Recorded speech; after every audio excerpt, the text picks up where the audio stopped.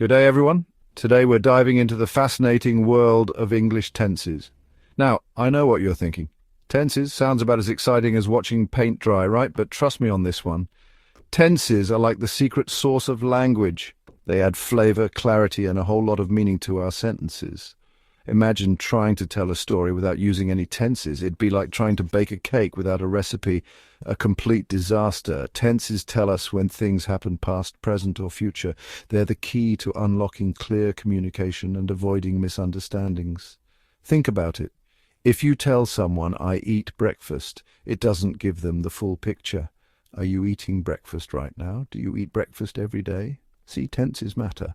They provide context and paint a vivid picture in our minds. So buckle up and get ready for a fun and informative ride as we demystify English tenses and empower you to speak and write with confidence. Let's get this tense party started. All right, let's start with the basics. In the wonderful world of English tenses, we have three main players: the past, the present, and the future. These guys are like the foundations of our tense system, the building blocks upon which everything else is built. First up, we've got the past tense. This one's all about reminiscing about those good old days gone by. It's how we talk about things that have already happened. Think of it like your own personal time machine, taking you back to relive those memories. Next, we have the present tense, the here and now, the moment of truth. It's all about what's happening right this second. Whether you're reading this essay, sipping on a cuppa, or just enjoying the beauty of existence, the present tense is your go-to for all things current. And last but not least, we have the future tense, the land of possibilities, the realm of dreams and aspirations. This tense is all about looking ahead, about making plans and imagining what's to come.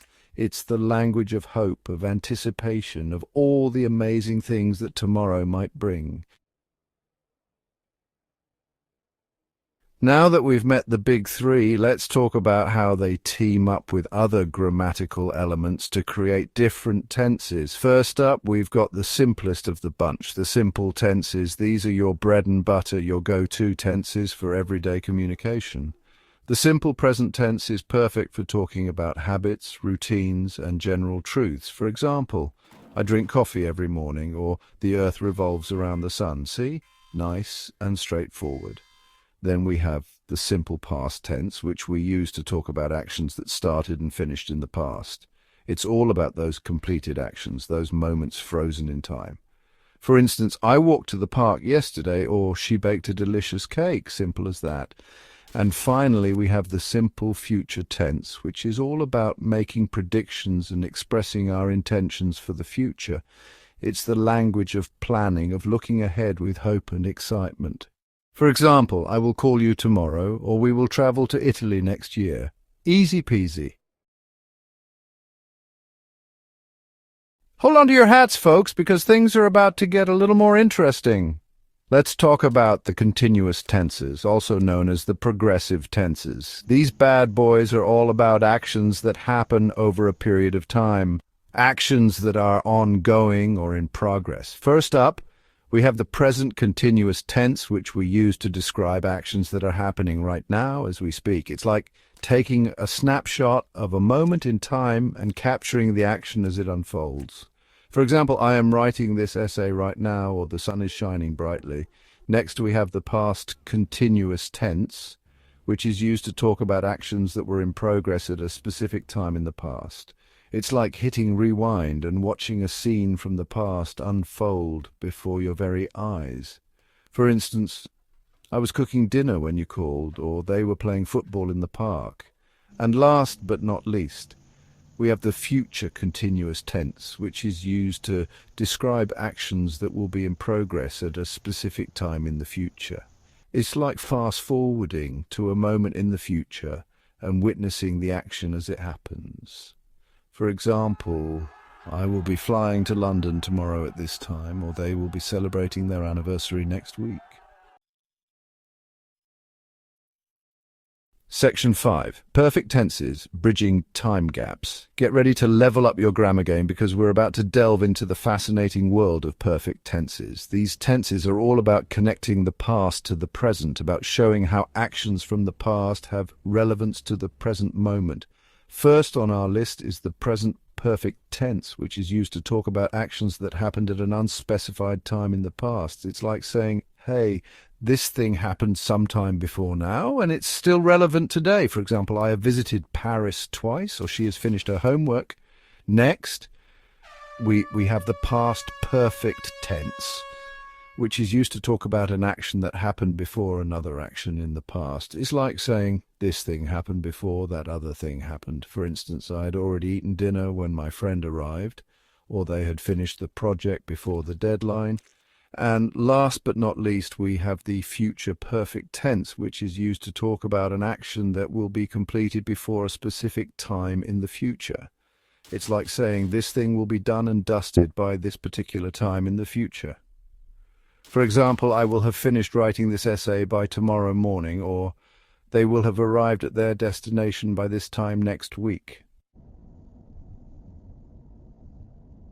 Section 6. Perfect continuous tenses, the long and winding road. Fasten your seatbelts, grammar enthusiasts, because we're about to embark on a thrilling ride through the intricate world of perfect continuous tenses. These tenses are the ultimate time travelers, connecting the past, present, and future in a seamless flow of grammatical brilliance.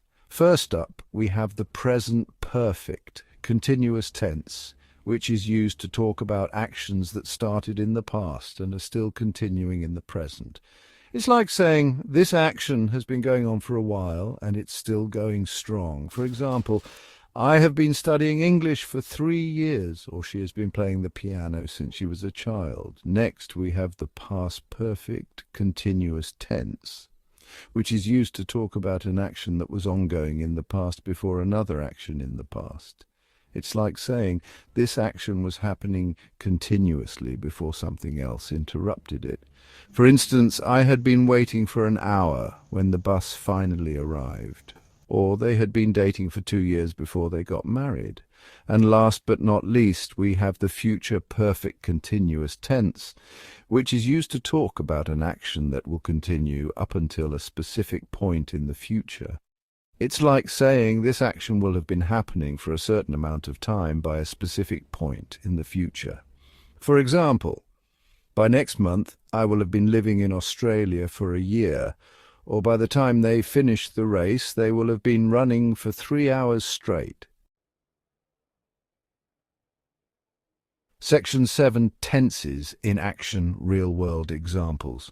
Now that we've covered the nitty-gritty of English tenses, let's see how these grammatical superheroes come to life in real-world situations. After all, grammar is all about communication, about using language to connect with others and share our thoughts, ideas, and experiences. Imagine you're chatting with a friend about your weekend plans. You might say, I'm going to the beach tomorrow. That's the present continuous tense in action, letting your friend know about your exciting plans for the future. Or perhaps you're sharing a funny anecdote from your childhood. You might say, when I was 5 years old, I fell into a mud puddle. That's the simple past tense, painting a vivid picture of a specific event from your past. And let's not forget about those heartfelt moments when we express our love and appreciation for those closest to us. You might say, I have always cherished our friendship. That's the present perfect tense, emphasizing the enduring nature of your bond. Section 8. Common tense troubles and how to steer clear. Now, even the most seasoned grammar gurus occasionally stumble when it comes to tenses. But fear not, my friends. With a little practice and a sprinkle of grammatical know-how, you can avoid these common tense pitfalls and navigate the world of English grammar with confidence. One common mistake is mixing up the simple past and present perfect tenses. Remember, the simple past is for completed actions in the past, while the present perfect is for actions that have relevance to the present. Another tricky area is using the correct tense in complex sentences. Remember to keep your tenses consistent and logical, ensuring that the time frame of your sentence makes sense. And when in doubt, don't hesitate to consult those trusty grammar resources, those beacons of linguistic wisdom that can guide you through the choppy waters of English tenses. Section 9. Time to shine, practice and conquer. Congratulations, grammar champions. You've reached the end of our whirlwind tour of English tenses. You've explored the past, present and future, mastered the art of continuous and perfect tenses, and learned to steer clear of those pesky grammar gremlins. Now it's time to put your newfound knowledge into practice. Embrace every opportunity to speak and write, to experiment with different tenses, and to watch your language skills soar to new heights. Remember, practice makes perfect, or at least it makes for much improved grammar. So go forth, my friends, and conquer the world of English tenses with confidence and flair.